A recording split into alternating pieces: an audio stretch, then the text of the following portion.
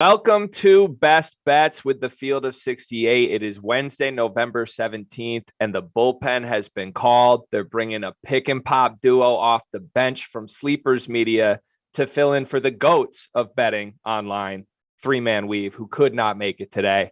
Instead, you've got myself. My name is Greg Waddell, like I said, from Sleepers Media, and my good friend and counterpart, Carter Elliott, who will take you through all the lines today and give you some plays that we like. Cart, how are you doing, my friend? Doing great. It's a beautiful day, beautiful slate today, and I'm honored to be here, honestly. I mean, I watch this every day. Three-Man Weave's been giving out winners, so we're hoping to fill those shoes a little bit, and trust me, we got y'all. We got the research, we got the heart, we got the will, we got the bets. We got y'all.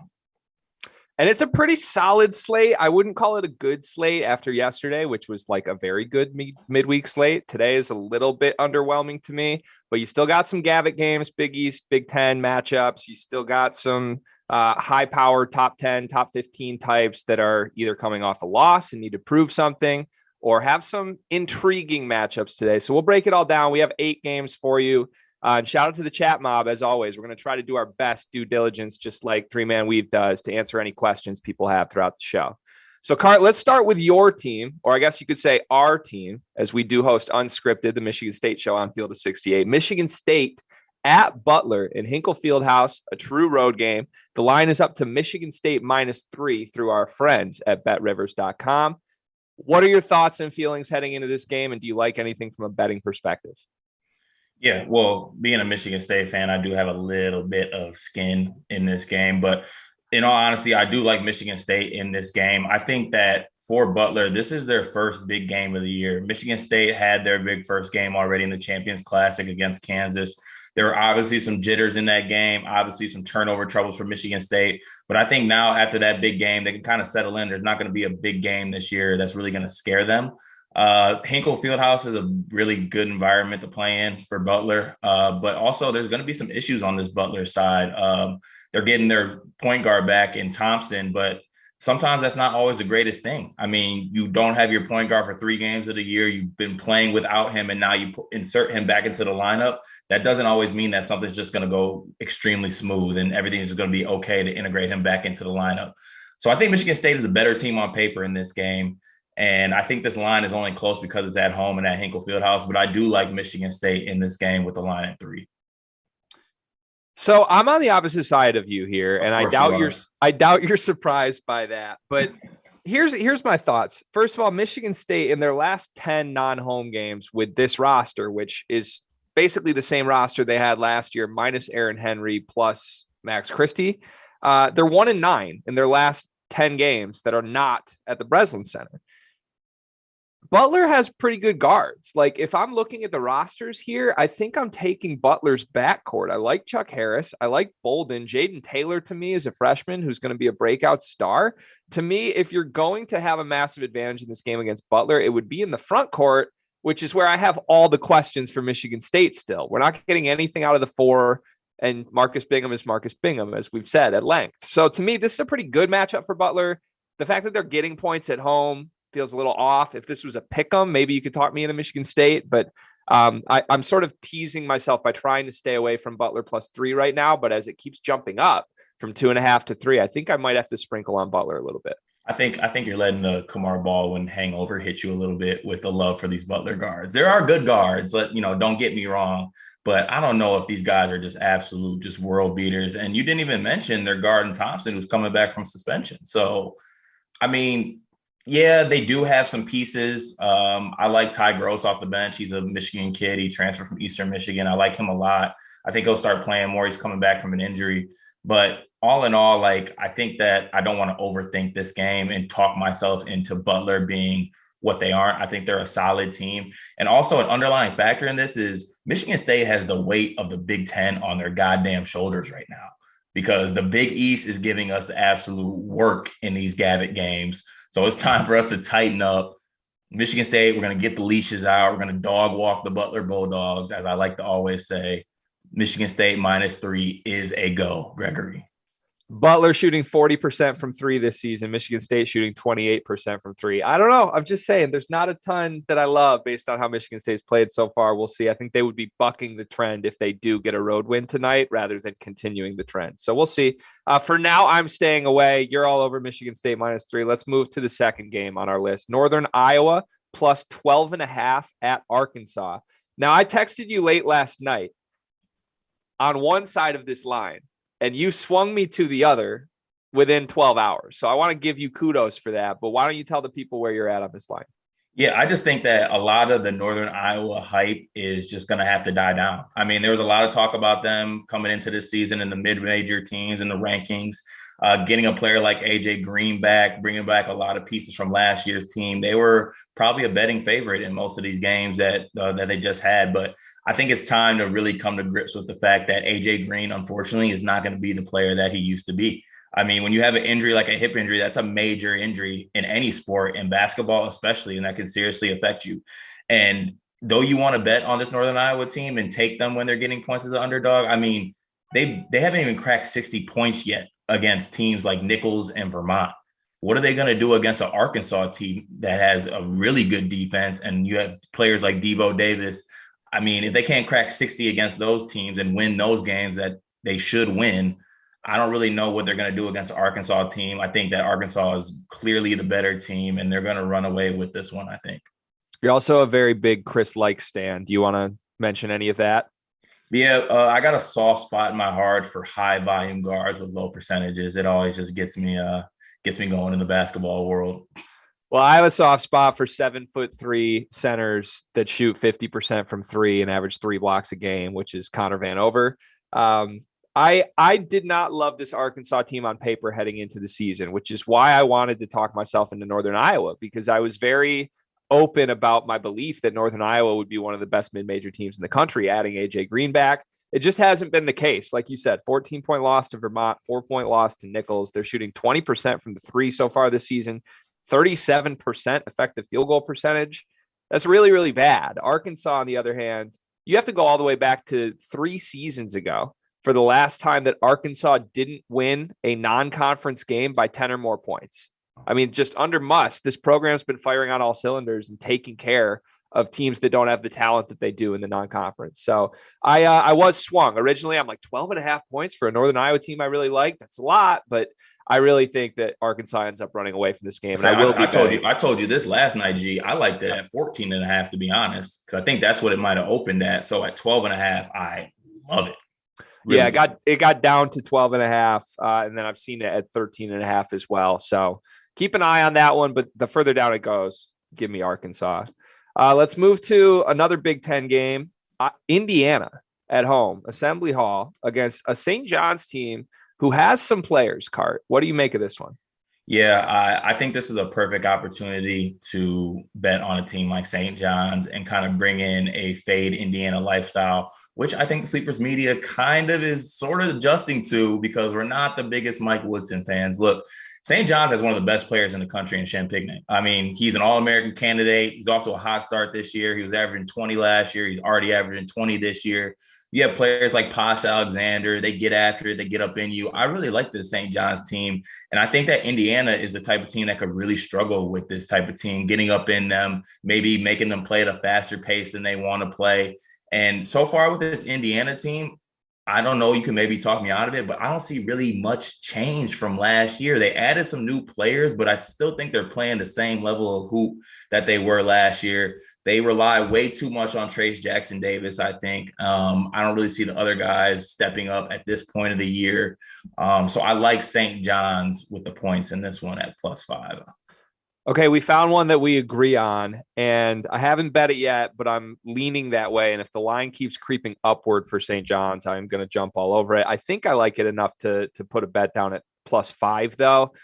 I just don't trust this Indiana roster. Like, I trust TJD. He's going to fill it up. He's going to put up numbers, but a lot of times they're empty numbers. And, you know, they bring in Xavier Johnson, who's kind of supposed to be the guy in that backcourt. To me, he's looked solid so far. He hasn't been great.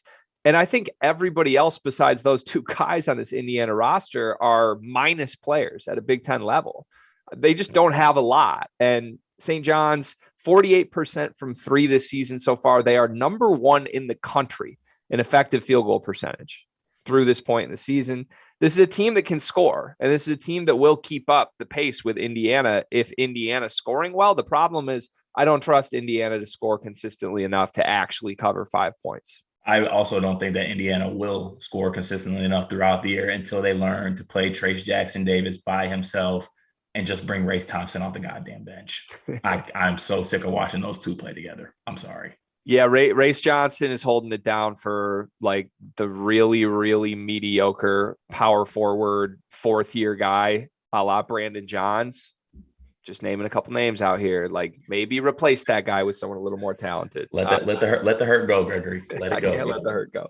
Do you have anything on over under for this game? It's 151 points, which off just first glance, even though St. John's has really been hooping, that seems pretty high. Yeah, that seems too high for me. Just with in a game versus Indiana, I don't know if I can touch that number. If I did, I would go the under on it, even though St. John's does play a high pace. Indiana, they're not a team that's going to get, out of their offensive system. They're going to try to play as slow as possible, I think. So St. John's might score enough points, but I don't think Indiana is going to score enough to get you over that mark. Do you like St. John's money line?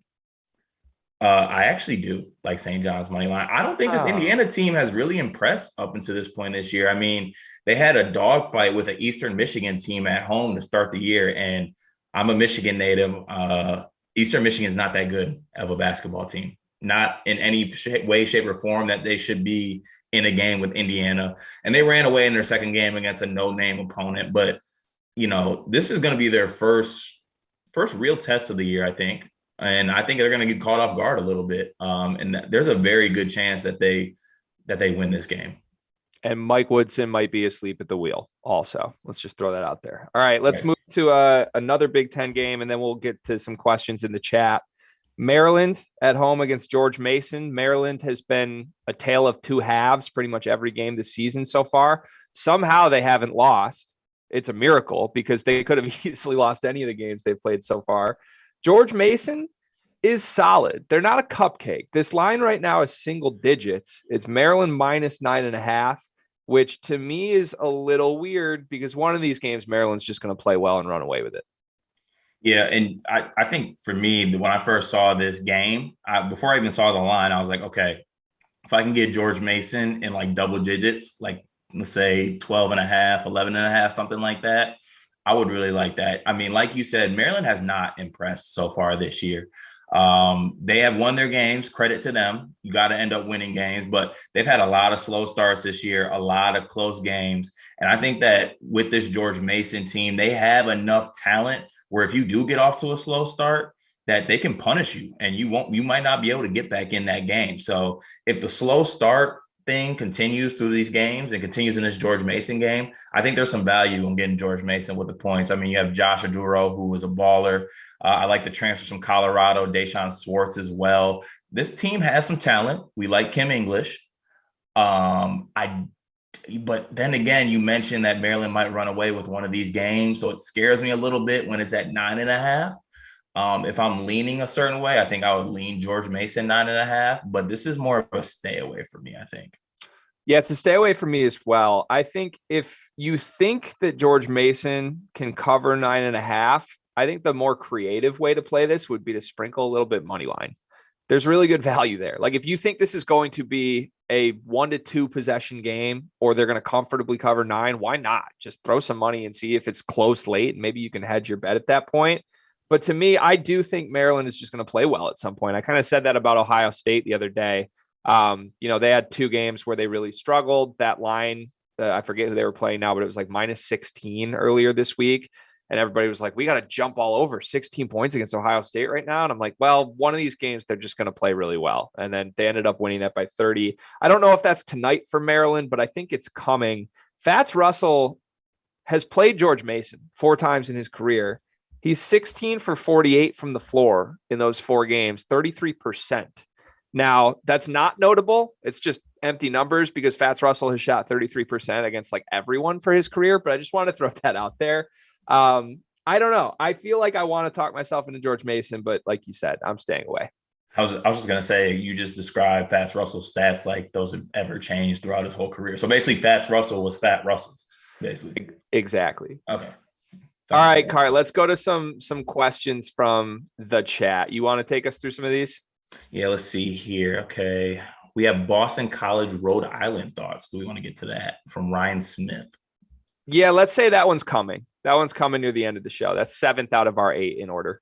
Okay. We also have a question about Toledo, Oakland, which I know is going to come up later as well. So it's like you guys were in our Google Doc and knew what games we were going to talk about.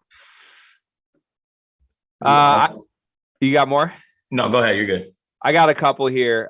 We got Dion Hill Ford. When is Carter finally getting a haircut for his wedding? I'm getting a haircut tomorrow morning, actually. So getting all this, getting all that done. So I will have a haircut. I might actually do one of these shows hatless one time. Who knows? And then we've got Kedrick Washington. Can UConn finish top 10? Sorry, producer Rob Doster. No, they cannot. Did he actually ask that? Somebody asked that, yeah. And one more Michigan State related question. Tyson Walker over under 10 points tonight. Over. Oh, come on. Hammer that under. What? Hammer that under. What? I think this is Hogarth's job, and I think he takes it tonight. And I think that's part of why I like Butler +3 tonight. Come on, man. I'm out on Tyson Walker right now. We can save this more for unscripted, but he got to show me something, dude. Okay. Obviously, he's got to pick it up, but one of these games he will. And it might be tonight in the field, in the Hinkle Magic. We can see. We shall hope. Daniel, VCU Vandy, that one's also coming up. So let's just get right into the second half of the 8 games that we like today. Let's start with NC-State against Oklahoma State. This is a neutral site game at Mohegan Sun. The over-under is 137.5 that I have, and the line right now is Oklahoma State -3. Cart, preseason, when the news came down that Oklahoma State was not going to be eligible for the NCAA tournament, we were on opposite sides of this. I was like, let's look to fade Oklahoma State. I think their mentality is just going to hit the gutter. They're going to feel like they've got nothing to play for. You, on the other hand, were like, let's jump all over them. They're going to be motivated to come out and make a statement. Have your thoughts changed through the early season with that? No, I don't think so. I still think from what I've seen, this team plays hard. They lost to Oakland, which I just think was just an ugly game and probably just a well-coached and well-played game by Oakland. But this NC State team, I think, is really, really lacking talent. Their big man Bates is out for the year. I think he was one of their better players. I didn't see the final score of the game last night, but they were struggling for most of the game, I think, against a Central Connecticut State, I believe it was. I'm not a fan of this NC State team. I just don't really think they have the talent. So just a talent basis, I think I would lean Oklahoma State -3 in this game. I'd be interested to know your thoughts on it because I really can't. I mean, I knew that Bates was the guy kind of at NC State, at least defensively, he made that team go. I don't really know who that guy is for this team. Yeah, I don't either. I think NC State has a lot more questions than they do answers at this point. And at least Oklahoma State knows who they want to be, even if they're not having success. Like, they have a pretty clear identity based on the guys they returned from last season. I don't know. I'm staying away from Oklahoma State for the inevitable future. Like, I just don't want to bet on this team, either on or against them. Like, I think there's too much motivational stuff at play with the fact that they have nothing to play for, and any given night that can result in a blowout win or a blowout loss. I also don't know how talented I really think they are. Like, I don't think they're a top 4 team in the Big 12. I know a couple people in the know were very high on them, thinking they could be like sneaky Big 12 contenders. I never saw it that way. I feel like they're more like a bubble team than anything. If this was a home game, maybe it swings me towards Oklahoma State, but on a neutral site, I don't see much from a value perspective to bet here. But what about fade the ACC? I feel like that's been extremely profitable this year so far. Yeah, I mean, you are a big proponent of fading conferences. Oh, damn, that's bad now. Because when I bring up fading conferences, that means UCLA goes on playing game runs. I mean, you literally fade the Pac-12 and like 4 Pac-12 teams went on tourney runs. No, all right, no, look, but the ACC, real like outside of the top 2, top 3, top 4 teams is abysmal. And I think that they're really riding off the whole ACC namesake thing. I don't think this NC State line should be that close, to be honest. I really don't think it should be. Interesting. So you're on Oklahoma State and you're officially betting them on your card? Yes. Wow. Okay. Okay. I can respect that play. You might have talked me into it. I'm still staying away for now, though. Let's move to VCU against Vanderbilt. This is a home game for Vanderbilt. And I believe it's VCU plus 4.5 right now. This is a VCU team that has really struggled this season, Carter. They're coming off a 14-point loss to Wagner. That game was 58-44. Offensively, they're just not doing much of anything well right now. Vanderbilt has Scottie Pippen averaging 23 points a game right now. This line has moved. I believe it opened at 6.5 or 7, and it's all the way down to 4.5. What do you make of this one?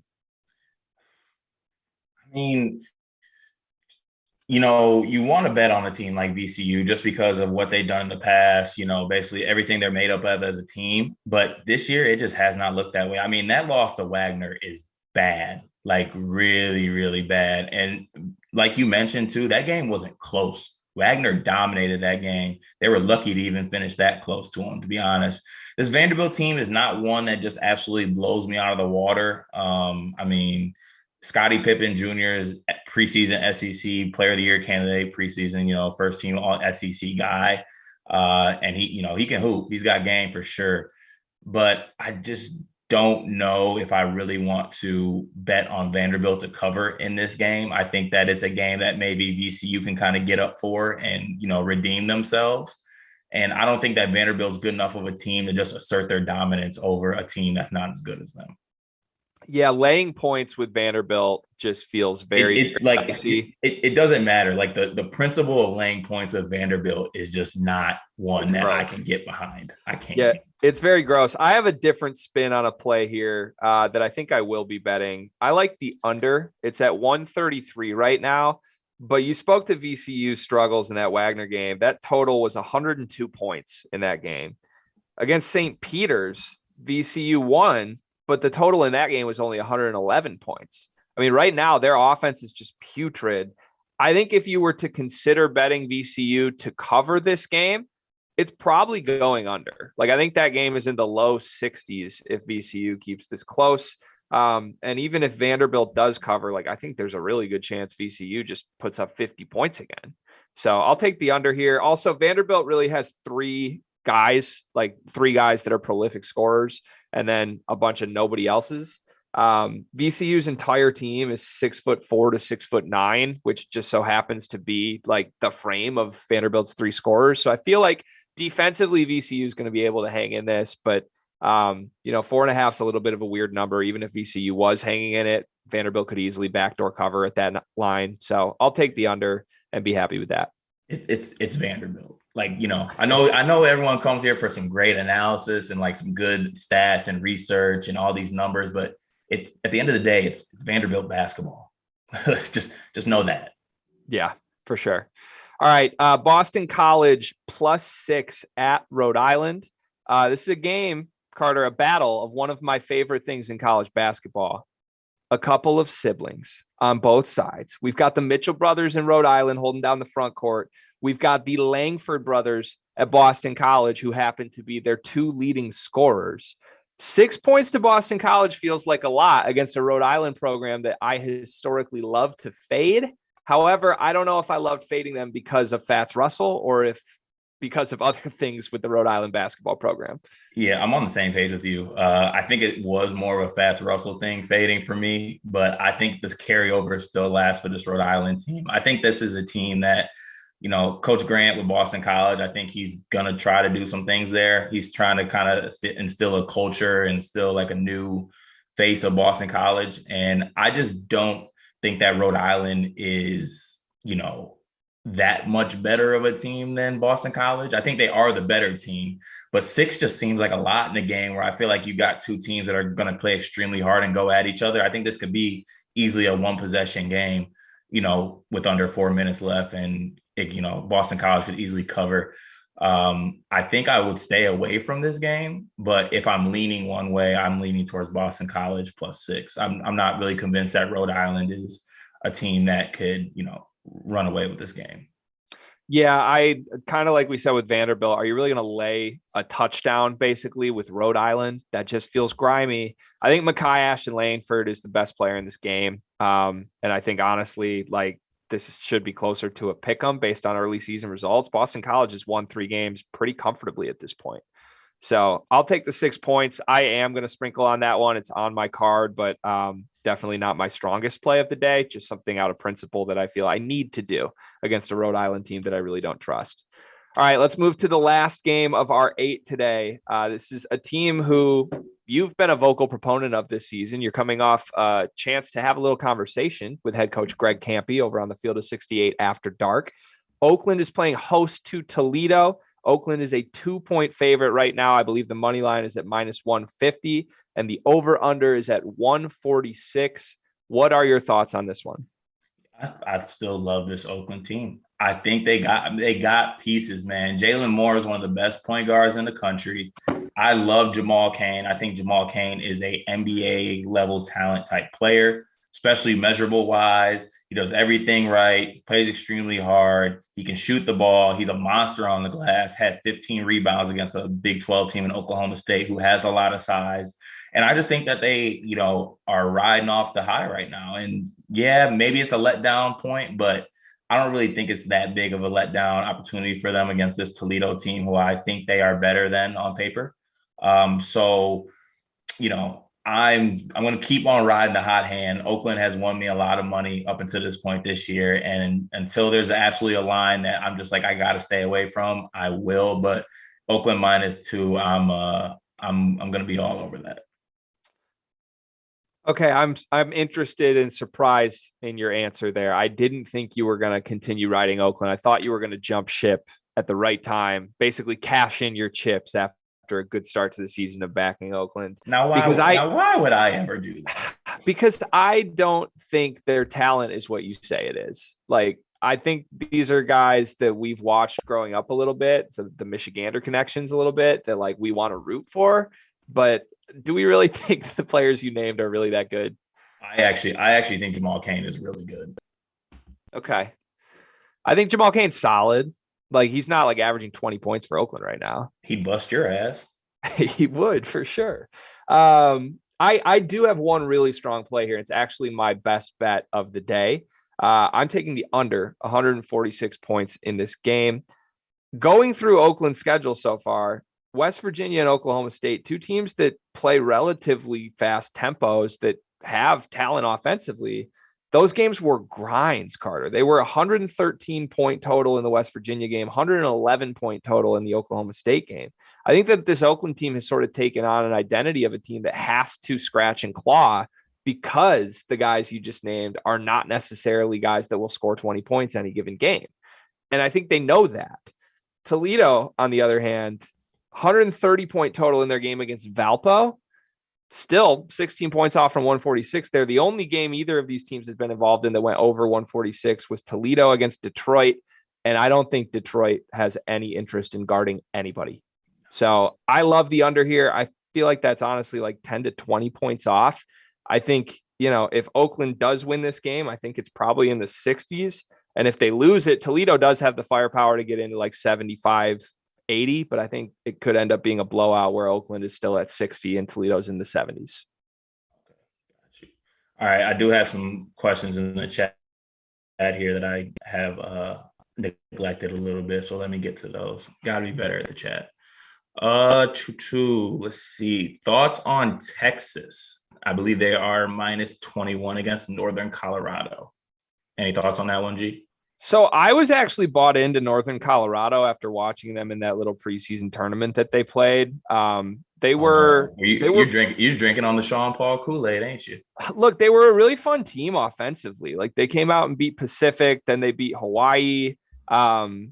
They blew out Colorado College, which means nothing to me. But the problem here is along my way of building up belief in Northern Colorado, they lost an overtime game by 8 points to a non-Division I opponent.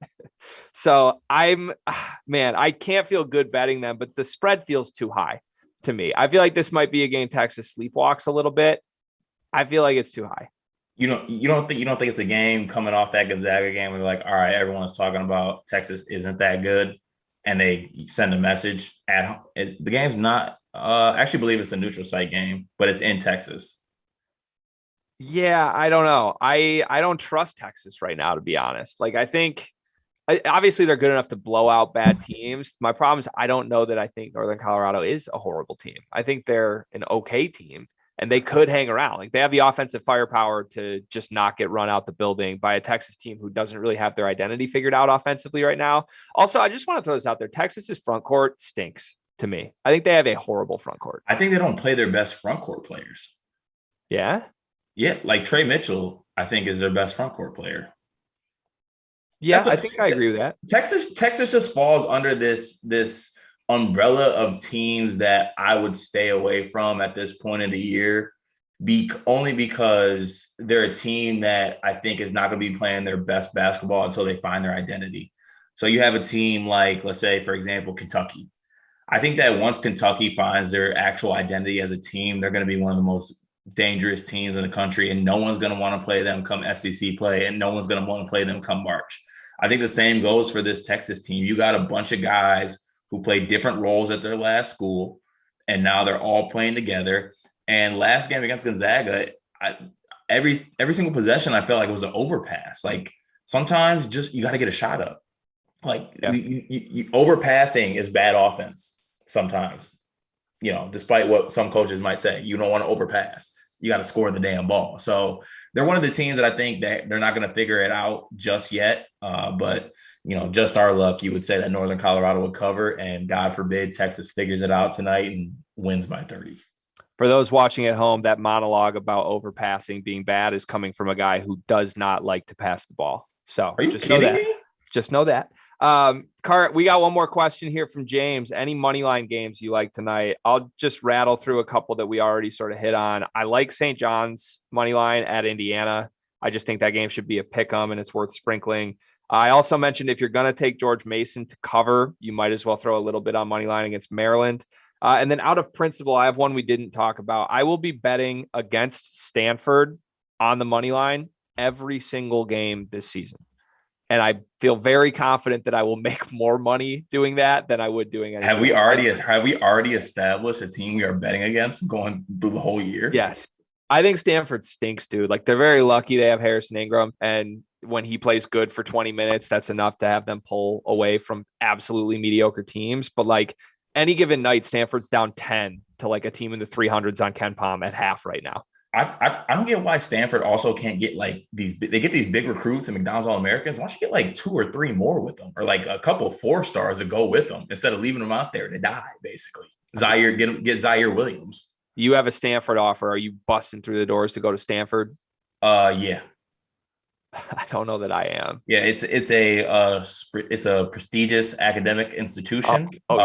Yeah. The campus is beautiful. The colors are very good. I like that little tree mascot they got. I think it's a great experience. You are a big fan of the tree mascot. No, I'm a big fan of academic institutions. I went to Albion College, which is referred to as the Harvard of the Midwest in some circles. Oh, sure. All right, let's wrap this up. We're a couple minutes over. Give the people at home your final rallying cry heading into Michigan State Butler, Cart. Hey, folks, it's time. All right. The dogs are locked in, man. All right. We got to pick it up for the Big Ten. We got to hold it down because other teams that wear maize and blue can't hold it down. So it's time for us to hold it down. Butler is not who you think they are. Brad Stevens isn't walking through that door. Kamal Baldwin is not walking through that door. Spartan Dogs are going to win this one by 6 to 7+ points. Feel pretty confident in Michigan State -3. Carter's first best bet, and it will hit. I promise you. Fill your pockets, buy yourself something nice. To answer James's question again, one other money line that I like tonight. I like Butler money line. I'll just throw that out there. Cart, should we go the extra mile and do a little on-camera bet? We've done this before, and you know what the record is when you and I oppose each other on bets. So, you want to go there? Yeah. What are you thinking? We did running last time. I don't know. We can come up with something later. Some sort of horrible punishment. Okay. Loser has to run a 5K on Sleepers Media IG Live. Okay. Deal. All right. Deal. Shake. You got Butler, right? I got Butler money line. Yeah. And I will be in Hinkle tonight reporting live. Michigan State money line. Shake. Virtual. Shake. All right. Good luck to you, my friend. Hopefully you get your first win against me in a head-to-head bet. This was Best Bets with the Field of 68. Please like, subscribe, all of the Field of 68's channels, After Dark, Best Bets, etc. You can find us on the Field of 68 doing Unscripted, the Michigan State basketball show. Thank you to BetRivers, our presenting sponsor. Everybody, I have one chance to say this on the Field of 68 platform, Cart. Enjoy the day.